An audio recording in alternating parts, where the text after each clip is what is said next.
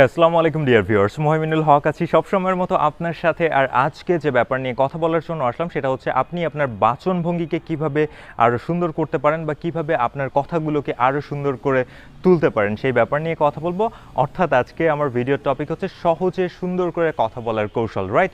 তো আমি কিন্তু আজকে আপনাদেরকে এই ব্যাপার সম্পর্কে শেখাবো এবং কিছু টিপস অ্যান্ড ট্রিক্স দিব, রাইট?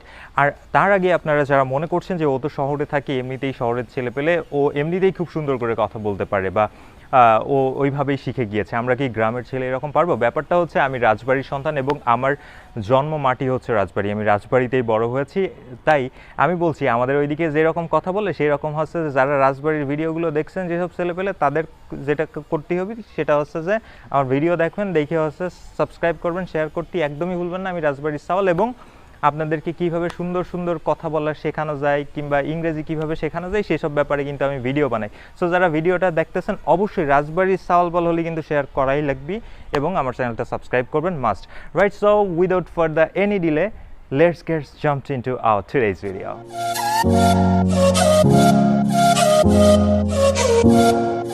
যেটা মনে হয় যে আপনি সুন্দর করে যদি কথা বলতে চান, তবে আপনার যে প্রথম যে টিপটা অনুসরণ করা দরকার, যেটা খুব বেশি ইফেক্টিভ আমার কাছে মনে হয়, সেটা আপনি যে সকল শব্দগুলো উচ্চারণ করছেন সেই সকল শব্দের সঠিক উচ্চারণটা করা খুব জরুরি, রাইট? আপনি চেষ্টা করবেন যে এই আপনার মুখশ্রীতে যেসব শব্দগুলো আছে, যেগুলো আপনি কথোপকথনে ব্যবহার করছেন, সেই সকল শব্দগুলোর সঠিক উচ্চারণ করতে, প্রত্যেকটি শব্দের সঠিক উচ্চারণ করাটা কিন্তু বাঞ্ছনীয় এবং চেষ্টা করতে হবে। আপনি যে প্রথম দিনই পারবেন ব্যাপারটা কিন্তু এরকম না। মানুষ ভুল করতে করতে শেখে। আপনি যে সকল শব্দগুলো আপনার মনে হবে যে না আমি ভুল উচ্চারণ করছি বা ভুলভাবে বলছি বা আঞ্চলিকতা আছে, এই সকল শব্দগুলোকে আপনি ঠিকঠাক প্রপার ওয়েতে উচ্চারণ করার চেষ্টা করুন।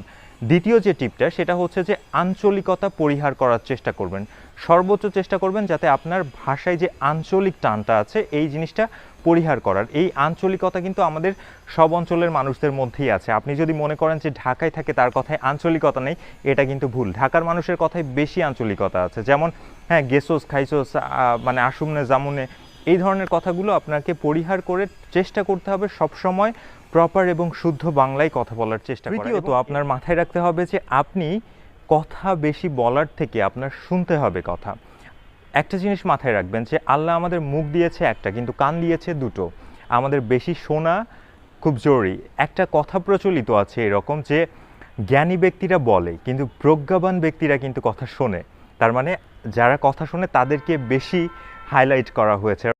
তো আমাদের কিন্তু কথা বেশি শুনতে হবে এবং আমরা যখন কথাগুলো বলবো তখন কথাগুলো যাতে আমরা একটু ভেবে চিন্তে বলি এবং ধীরে সুস্থে বলি। আমি একটা খুব প্রয়োজনীয় টিপ বলি আপনাকে, যে আপনার একটা গোল সেট করতে হবে যে আসলে আপনি কেন সুন্দর করে কথা বলা শিখতে চান, কেন শিখতে চান। দেখুন, এই সুন্দর করে কথা বলা যদি আপনি শেখেন তাহলে কিন্তু আপনার লাইফে অনেকগুলো আপনি অ্যাডভান্টেজ পাবেন। প্রথম অ্যাডভান্টেজটা বলি যে আপনি যে কোনো ধরনের ইন্টারভিউ ফেস করতে গেলে আপনার এই বাচনভঙ্গির জন্য কিন্তু আপনার প্রতি ওই ইন্টারভিউয়ারের বা ইন্টারভিউ বোর্ডের একটা পজিটিভ ইমপ্রেশন ক্রিয়েট হবে যে না এই ছেলেটা খুব সুন্দর করে কথা বলতে পারে বা সাজানো গোছানো একটা ছেলে। তারপরে আপনি এর জন্য ভালো চাকরি পেতে পারবেন। আপনি যদি চেষ্টা করেন সুন্দর করে কথা বলার কিন্তু একটা ক্যারিয়ার হতে পারে।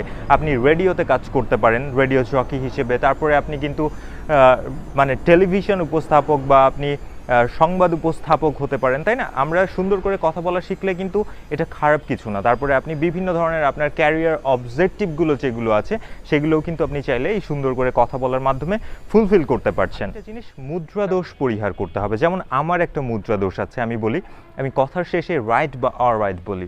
তো এই অল রাইট বা অলরাইট বা রাইট বলছি, এটা কিন্তু আমার মুদ্রা দোষ। আমি চেষ্টা করি এটা মাঝে মধ্যে পরিহার করার জন্য, আবার মাঝে মধ্যে এটা অটোমেটিক্যালি হয়েছে। তবে আমি বলছি যে আপনাদের মুদ্রা দোষটা পরিহার করলে আপনার কথা শুনতে আরও বেশি ভালো লাগবে। এরপরে আর একটা টিপ দিচ্ছি, আপনাকে চেষ্টা করতে হবে বই পড়ার। বিভিন্ন বই পড়ার মাধ্যমে কিন্তু আপনি আপনার শব্দ ভাণ্ডারগুলোকে আরও বেশি ইনরিচ করতে পারবেন। দেখবেন যে সকল মানুষগুলো অনেক পড়ালেখা করে বা বিভিন্ন বই পড়ে এদের কিন্তু খুব সুন্দর করে গুছিয়ে কথা বলার মতো একটা যোগ্যতা অটোমেটিক্যালি তৈরি হয়ে যায়, রাইট? আর last but not the least, সেটা হচ্ছে যে অবশ্যই আপনার চেষ্টা করতে হবে, চেষ্টা থাকতে হবে আপনি কথা বলবেন।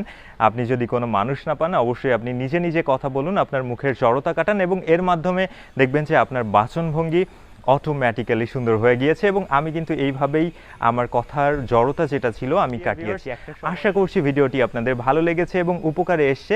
আমি আজকের মতো বিদায় নিচ্ছি, তবে যাওয়ার আগে একটা কথা মনে করিয়ে দিতে চাচ্ছি। আপনি আমার চ্যানেলটিকে সাবস্ক্রাইব করলে স্পোকেন ইংলিশের উপরে আপনি অনেকগুলো লেসন পাবেন, সেখান থেকে কিন্তু আপনি চাইলে আপনার স্পোকেন ইংলিশটাও ডেভেলপ করতে পারেন। আর তাছাড়া আমি কিন্তু বিভিন্ন ধরনের শিক্ষামূলক ভিডিও আপলোড করে থাকি, যেমন আজকেরটা করছি, বা বিভিন্ন পাবলিক স্পিকিংয়ের উপরে, প্রেজেন্টেশন স্কিল বা অন্যান্য যে কোনো ধরনের শিক্ষামূলক ভিডিও কিন্তু আমি আমার চ্যানেলগুলোতে আমার চ্যানেলে আপলোড করতে থাকি এবং আশা করছি আমার ভিডিওগুলো দেখলে আপনার অ্যাটলিস্ট উপকারী হবে। সো ডিয়ার ভিউয়ার্স, মুহাইমিনুল হক ছিলাম এত সময় আপনার সাথে। নতুন কোনো ভিডিও নিয়ে আপনার সাথে আমার আবার দেখা হবে। ততদিন পর্যন্ত সবাই ভালো থাকবেন, সুস্থ থাকবেন এবং বিদায় নেওয়ার আগে আপনাদের সবাইকে ঈদ মোবারক জানিয়ে আমি মুহাইমিনুল হক আজকের মতো বিদায় নিচ্ছি। আল্লাহ হাফেজ।